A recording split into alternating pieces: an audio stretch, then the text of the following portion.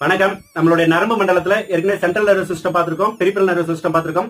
இன்னைக்கு வந்து peripheral nervous சிஸ்டத்துக்கும் கீழே இருக்கிற autonomic nervous system and somatic nervous system இந்த ரெண்டத்தை பத்தி இன்னைக்கு பார்க்கலாம்னு இருக்கிறோம். இதுல வந்து ஆட்டோனமிக் நர்வஸ் சிஸ்டம்னா என்னன்னா, உடலுடைய தன்னியக்க செயல்பாடுகள், அதாவது நம்மளோட உத்தரவுக்கெல்லாம் வெயிட் பண்ணாம அதுவா நடக்கிற விஷயங்கள் நம்ம உடலுக்குள்ள நிறைய இருக்கு இல்லையா?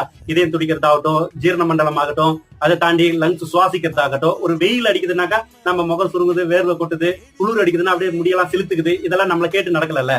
கூட நிறைய சொல்லிட்டே போலாம். கிட்னில வந்து யூரின் போறது நம்ம கண்ட்ரோல்ல வைக்க முடியாது, மோஷன் போறது நம்ம கண்ட்ரோல்ல வைக்க முடியாது, பாலியல் இன கவர்ச்சி, ஸோ சம்திங் நம்ம கண்ட்ரோல்ல வைக்க முடியாதுல்ல. இதெல்லாம் தான் வந்து ஆட்டோனமிக் நர்வஸ் சிஸ்டத்துல இன்க்ளூட் ஆகுது.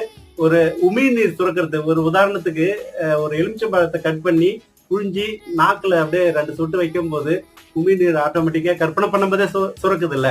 ஸோ இதெல்லாம் தான் வந்து ஆட்டோனமிக் நர்வஸ் சிஸ்டத்துல இன்க்ளூட் ஆகுது. அடுத்த வீடியோல சொமாட்டிக் நர்வஸ் சிஸ்டத்தை பத்தி பார்ப்போம். நன்றி.